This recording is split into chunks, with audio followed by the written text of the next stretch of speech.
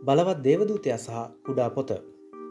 තවත් බලවත් දේවදූතයෙක් වලාකුළක් පැළඳගෙන තමාගේ හිසේ දේදුන්නක් ඇතුව ස්වර්ගයෙන් බසිනවා දුටිමි. ඔහුගේ මුහුණ ඉරමෙන්ද ඔහුගේ කකුල් ගිනි කණුමෙන්ද විය. ඔහුගේ අතේ දිගහරින් ලද කුඩා පොතක් තිබුණේය. ඔහු තමාගේ දකුණු පාය මුහුද පිටද වම් පාය ගොඩබිම් පිටද තබා සිංහෙක් ගොරවන්නාක් මෙන් මහා ශබ්දයකින් මොරගැසුවේය. ඔහු මොරගැසූ කල ගර්ජනා සතද තමුන්ගේ හඬ පැවැත්වුවෝය. ඒ ගර්ජනා සත ශබ්ද පැවැත්වූ කල මම ලියන්ට හැදුවෙමි. එවිට ගර්ජනා සත ශබ්ද පවත්වා කී දේ නොලියන්න එය මුද්‍රා කරපන්නයි ස්වර්ගයෙන් කියන හඬක් මට ඇසුණේය.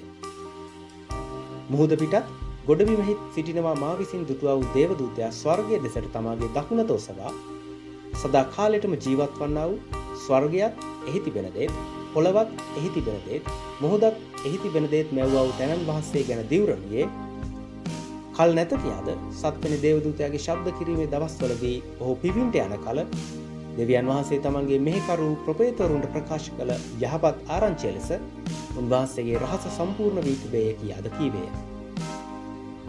ස්වර්ගයෙන් මට ඇසුණු හඬ නැවතත් මා සමග කතා කරමින් නුඹ ගොස් මුහුද පිටත් ගොඩබිමෙහි සිටින දේවදූතයාගේ අතේ දිග ඇරලා තිබෙන පොත අරගෙනින්නයි මට කීවේය.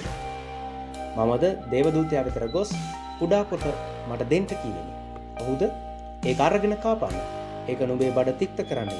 එහෙත් ඒක නුඹේ කටේ මී පැණි ලෙස මිහිරි වන්නේ යයි මට කීවේය. එවිට මම දේවදූතයා අතින් කුඩා පොත රැගෙන කෑවෙමි. ඒක මාගේ කටේ මී පැණි ලෙස මිහිරිව තිබුණේය.